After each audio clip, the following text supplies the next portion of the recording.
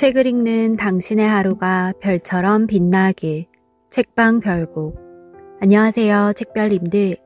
오늘 여러분들께 읽어드릴 책은 남에게 보여주려고 인생을 낭비하지 마라입니다. 저자 쇼펜하우어. 출판사 페이지 2. 시작하기 전 구독, 좋아요, 그리고 슈퍼땡스를 눌러주신 모든 구독자님 분들께 행운이 눈덩이처럼 굴러들어오길 바랍니다. 그럼 시작할게요. 나는 쇼펜하우어를 읽으며 여태껏 한 번도 몰랐던 강력한 기쁨을 만끽했다. 그는 모든 인간 중 가장 위대한 천재다.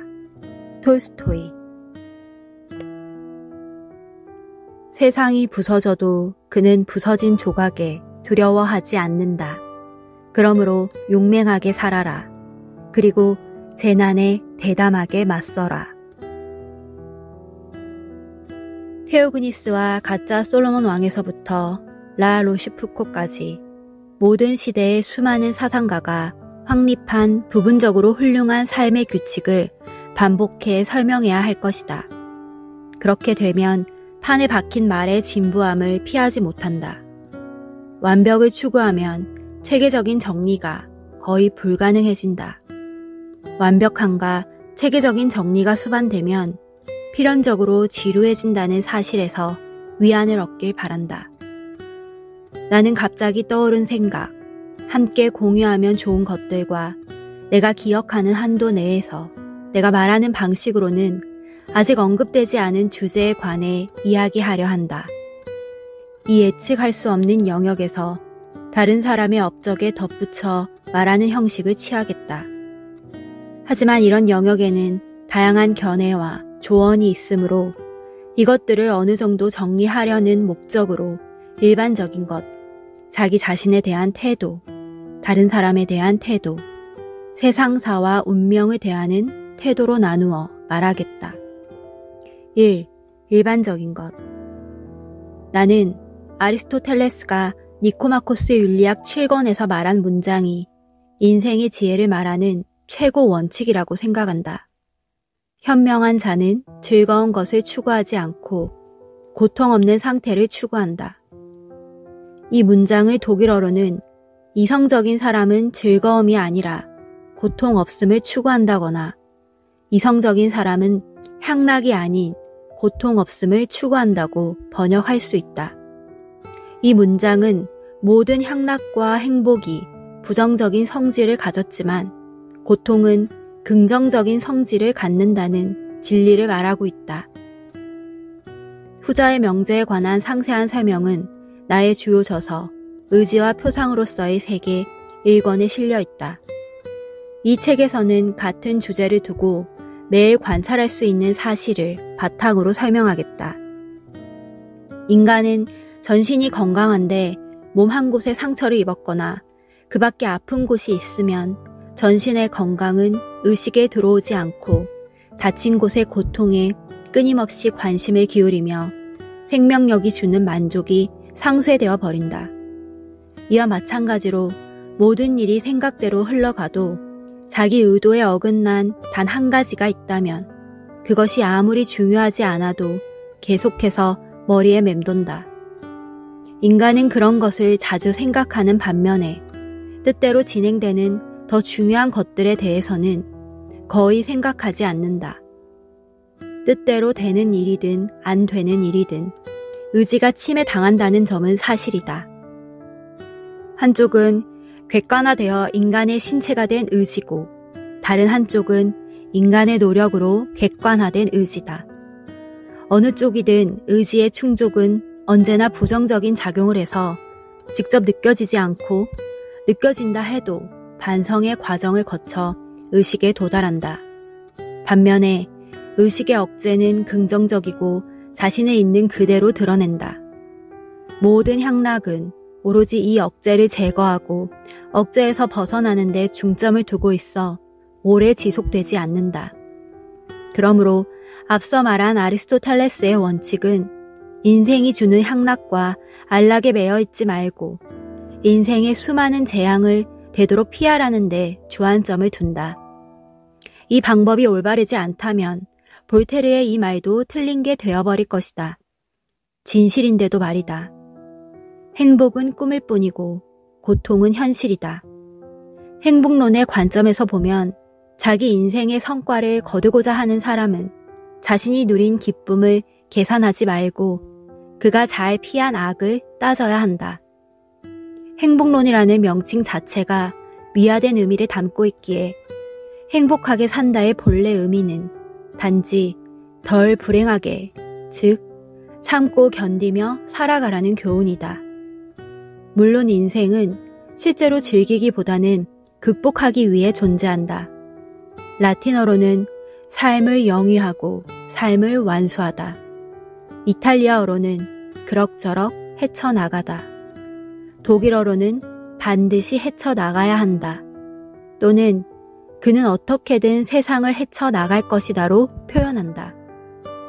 노년에 위로가 되는 사실은 인생의 여러 가지 일을 모두 끝마쳤다는 점이다. 그러므로 가장 행복한 사람은 정신적, 육체적으로 심각한 고통 없이 인생을 보내는 사람이지 활기 넘치는 기쁨이나 최고의 향락을 맛본 사람이 아니다. 활기 넘치는 기쁨이나 최고의 향락을 인생의 행복을 가늠하는 잣대로 삼으려는 사람은 잘못된 기준을 택했다. 그 이유는 향락은 언제나 부정적 결과를 가져오고 향락으로 행복해진다는 말은 시기심이 자기 자신을 벌하려고 품는 망상이기 때문이다. 반면 고통은 긍정적 결과를 가져온다고 느껴지므로 고통의 부재가 행복의 척도가 된다. 고통 없는 상태에서는 지루함도 없다. 이것으로 이 세상에서 행복해지기 위한 중요한 요소는 모두 달성했다고 볼 수 있다. 그 위의 것은 허상이기 때문이다. 그러므로 인간은 절대 고통으로 향락을 얻거나 고통의 위험을 안고 향락을 가져서는 안 된다는 결론에 다다른다. 그렇지 않으면 부정적인 결과, 즉 허상에 대한 값을 긍정적이고 실제적인 걸로 치르기 때문이다. 이에 반해 고통을 피하고자 쾌락을 희생하면 이익을 본다. 이 두 경우 모두 고통이 향락 뒤에 오든 앞에 오든 상관없다.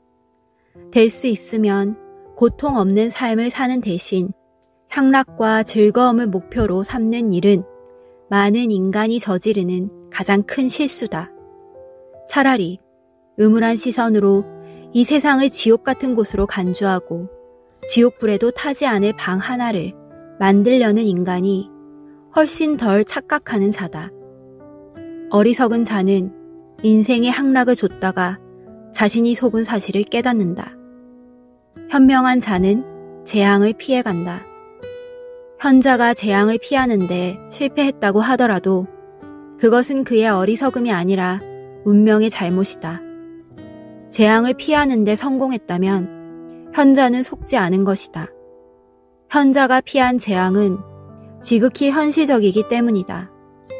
그가 재앙에서 너무 멀리 피하여 불필요하게 향락을 희생했다고 해도 모든 향락은 허상인 고로 현자는 아무것도 잃은 게 없다. 그러니 이런 향락을 즐기지 못했다고 탄식하는 일은 사소하고도 우습다. 낙관주의의 영향으로 이 진리를 인식하지 못하면 많은 불행의 근원이 된다. 인간이 고통에서 벗어날 때 불안한 욕망이 존재하지도 않는 행복의 허상을 보여주며 그것을 추구하도록 유혹한다. 이에 인간은 부인할 수 없는 현실의 고통을 스스로 불러들인다. 그러고는 바로 뒤에 가까이 존재하던 낙원처럼 경솔하게 잃어버린 고통 없는 상태를 바라보며 통곡하고 후회한다. 그 다음 일어난 일을 되돌리려는 헛된 소망을 품는 모습을 보면 마치 악마가 욕망의 허상으로 인간의 최고의 진정한 행복인 고통 없는 상태에서 벗어나도록 유인한 듯하다. 젊은이는 주저없이 세상은 즐기기 위해 있다고 생각하며 그런 세상에 긍정적인 행복이 있다고 믿는다. 그래서 이런 행복을 놓치는 일은 행복을 손에 넣을 실력이 없기 때문이라고 생각한다. 소설이나 시는 이런 생각에 힘을 실어준다. 외면의 거칠애를 이용해 이 세상을 관통하는 널리 퍼져 있는 위선에 관해서도 곧 다시 이야기하겠다. 이제 인간의 삶은 다소간의 성찰을 통해 긍정적인 향락에서 오는 긍정적인 행복을 추구한다. 이제 어쩔 수 없이 위험을 무릅써야 할 때도 있다. 있지도 않은 사냥감을 사냥하는 일은 매우 실제적이고 긍정적인 불행으로 이어진다. 이것은 고통, 괴로움, 질병, 손실, 걱정, 가난, 수치심, 수천 가지 공공함으로 다가온다. 한멸은 너무 늦게 찾아온다. 반면에 이 책에서 말한 규칙을 따름으로써 삶의 계획을 세울 때 고통을 피하도록, 즉 결핍이나 질병 등 모든 고난을 피하는 일을 목표로 하면 이것이야말로 현실적인 목표가 된다. 긍정적인 행복이라는 허상을 위해 노력하는데 방해받지 않는다면 더 많은 성과를 거둘 것이다. 괴테가 소설 친화력에서 항상 다른 사람의 행복을 위해 동분서주하는 미틀러를 통해 한 말도 이런 의미를 담고 있다. 재앙을 피하려는 사람은 언제나 자신이 원하는 바를 아는 인물이다. 자기가 소유한 것보다 더 나은 것을 바라는 사람은 완전히 눈먼 인간이다. 이 말은 프랑스의 격언을 떠올리게 한다. 더 나은 것은 좋은 것의 적이다. 냉소주의의 기본 사상은 나의 저서, 의지와 표상으로서의 세계 2권에서도 찾아볼 수 있다. 냉소주의자가 모든 향락을 피하는 이유가 향락을 얻는 일보다 고통을 피하는 일이 더 중요한 까닭이 아니면 무엇이겠는가? 냉소주의자들은 향락에 대해 부정적인 태도를 견지하고 고통의 긍정성을 깊이 깨달았다. 그러므로 당연히 재앙을 피하려 온갖 대책을 마련했고 이를 위해 향락을 의식적으로 완전히 배척해야 한다고 판단했다. 향락은 인간을 고통에 빠뜨리는 덫에 불과하기 때문이다. 실러의 말처럼 인간은 모두 아르카디아, 신화 속 이상향의 세계에서 태어났다. 이 말은 곧 인간이 세상의 행복과 향락으로 가득 찬 모습으로 태어나 행복과 향락에 대한 욕구를 실현하려는 어리석은 희망을 품고 있다는 뜻이다. 그러나 대개는 운명이 곧 찾아와 거칠게 인간을 붙잡고 인간의 것은 아무것도 없으며 모든 것은 자신의 것이라고 가르친다.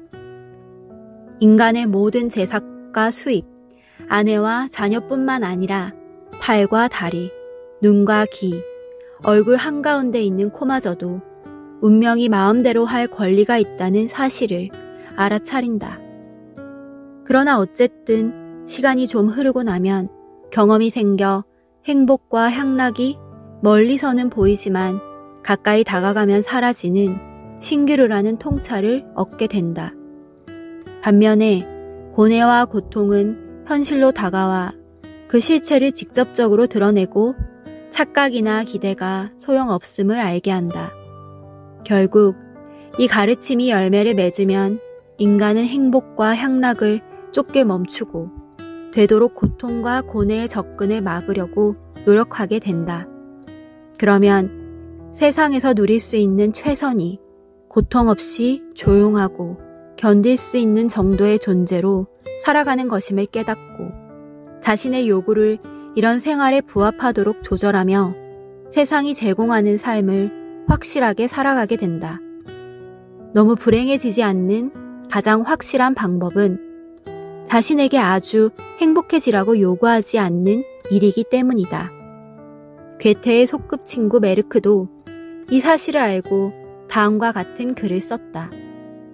우리가 꿈꾸는 만큼의 행복을 얻으려는 역겨운 욕망이 이 세상의 모든 것을 망친다. 자기 앞에 있는 것 외에는 아무것도 원하지 않는 사람은 이 욕망에서 빠져나올 수 있다. 그러므로 향락, 재산, 지위, 명예 등에 대한 요구를 적당한 수준으로 낮춰야 한다. 행복, 부귀영화, 향락을 얻으려는 노력과 투쟁이 큰 불행을 가져오기 때문이다. 극심한 불행에 빠지기는 쉽지만 아주 행복해지는 일은 몹시 어려운 게 아니고 아예 불가능하다. 그러니 앞에 언급한 방법을 쓰는 게 현명하고 가장 좋은 길이다. 따라서 인생의 지혜를 말하는 시인의 말은 커다란 권위를 갖고 있다. 중용의 미덕을 지키는 자는 현명하여 낡은 흙, 지붕 오두막을 멀리하고 사람들이 부러워하는 궁전의 화려함도 멀리한다. 큰 소나무는 거센 바람에 흔들리고 높은 탑일수록 처참하게 무너지며 번개는 가장 높은 산에 내려친다.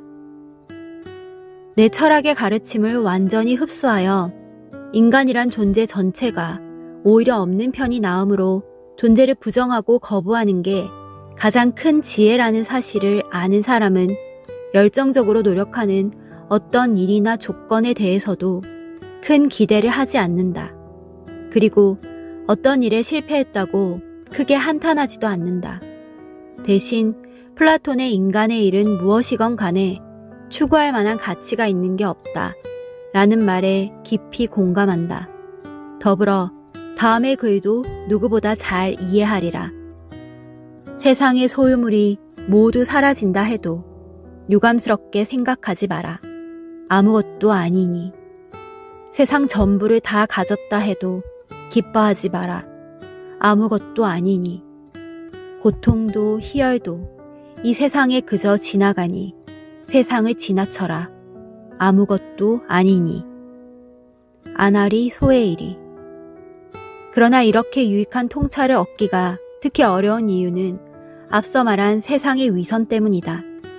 그러니 위선은 젊은 시절에 그 정체가 일찍이 탄로나도록 만들어야 한다. 대부분의 화려함은 연극 무대의 장식 같은 겉모습에 불과하고 그 안에는 사물의 본질이 빠져 있다. 예를 들어 깃발과 하안이 달린 배, 축포, 조명, 북과 나팔, 한호와 외침 등은 모두 기쁨을 나타내는 간판, 암시, 상징과 같은 상형 문자다. 하지만 기쁨 자체는 그곳에 없다. 오직 기쁨만이 축제 참석을 거절했다. 기쁨이 실제로 나타날 때는 초대도 없이 자기 스스로 거침없이 찾아온다.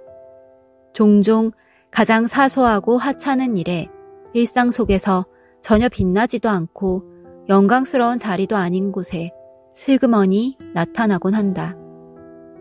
기쁨은 오스트레일리아의 금처럼 우연의 변덕스러움에 따라 여기저기 흩어져 있다. 거기에는 어떤 규칙이나 법칙도 없이 보통 아주 작은 알갱이로만 존재하고 큰 덩어리로 있는 경우는 아주 드물다. 앞서 언급한 모든 겉모습은 기쁨이 돌아왔다고 다른 사람이 믿게 하려는 목적을 수행 중이다. 다른 사람의 머릿속에 보이는 모습이 중요하다. 슬픔도 기쁨과 다르지 않다. 장래 행렬이 길고 느릿하게 이어진다면 얼마나 우울한가. 마차 행렬의 끝이 보이지 않는다. 하지만 그 마차 안을 들여다보면 안은 모두 비어있다. 도시 전체의 마차가 망자를 무덤까지 배웅해주는 모습이다. 이것이 세상에서 우정과 존경을 보여주는 장면이다. 곧 이는 인간 행위의 거짓, 공허함, 위선이다. 다른 예로는 성대한 축제에 초대받아 화려한 옷을 입고 참석한 손님들이 있다. 그들은 고상하고 수준 높은 사교계의 간판과 같다. 하지만 간판 안에는 강박, 고통과 지루함이 자리를 차지했다. 손님이 많은 곳에는 그만큼 무례배들도 있기 마련이다. 손님들이 모두 별 모양의 훈장을 달고 있다 해도 달라지진 않는다. 정말 좋은 사교 모임은 필연적으로 극소수일 수밖에 없다. 되게 화려하고 시끌벅적한 축제나 무도회 안에는 언제나 공허함 또는 불협화음이 존재하는데 이런 자리는 인간 존재의 비참함이나 빈곤과 크게 모순되어 그 극명한 대비가 진리를 더욱 부각시킨다. 그러나 외부에서는 이 모든 것이 정상인 듯 보인다. 이것이 모임의 목적이기도 하다. 그래서 샹포르의 이 말은 흥미롭다. 사교 모임, 클럽, 살롱과 같이 상류사회라고 불리는 실체는 알고 보면 빈약한 극본, 기계장치, 의상이나 장신구로 꾸민 그럴싸한 저질 오페라일 뿐이다. 이처럼 학술협회와 강단에서는 철학 교수직도 지혜를 나타내는 간판과 같다. 하지만 이런 장소에는 지혜도 자리하길 거절하므로 전혀 다른 곳을 찾아봐야 한다. 계속 울리는 종소리, 사제의 복장, 독실한 척하는 행동 거짓, 기괴한 행실은 거짓된 경건함을 나타내는 간판이다. 그래서 세상에 존재하는 거의 모든 것을 속빈 강정이라고 부를만하다. 알맹이 자체가 드물고 알맹이가 껍질 안에 있는 경우는 더 드물다. 알맹이는 완전히 엉뚱한 곳을 찾아야 볼 수 있는데 그것도 대개는 우연히 발견될 뿐이다. 인간의 상태를 행복의 관점에서 판단하고자 한다면 무엇이 그를 즐겁게 하는지 묻기보다 무엇이 그를 슬프게 하는지를 물어야 한다. 작은 일에 민감해진다면 모든 일이 잘 풀리고 있다는 방증이다. 불행한 상태에서는 사소한 일을 전혀 느끼지 못하니 슬픔을 하찮게 여길수록 그는 행복한 사람이다. 일반적으로 어떤 식으로든 인생을 위해 먼 미래까지 준비하는 일은 가장 심각하고 흔한 어리석음 중 하나다. 이런 준비는 인간의 온전하고 완전한 삶을 염두에 두고 해야 한다. 하지만 그런 인생을 사는 사람은 극히 소수에 불과하다. 운이 좋아 오래 산다고 해도 세워둔 계획에 비하면 인생은 너무나 짧다. 계획을 실행하기까지는 언제나 예상보다 더 긴 시간이 필요하기 때문이다. 여기까지 오디오북 잘 들으셨나요? 더 자세한 내용은 책을 구매해서 읽어보시기 바랍니다. 그럼 편안한 저녁 보내시고 다음 영상으로 만나요. 들어주셔서 감사합니다.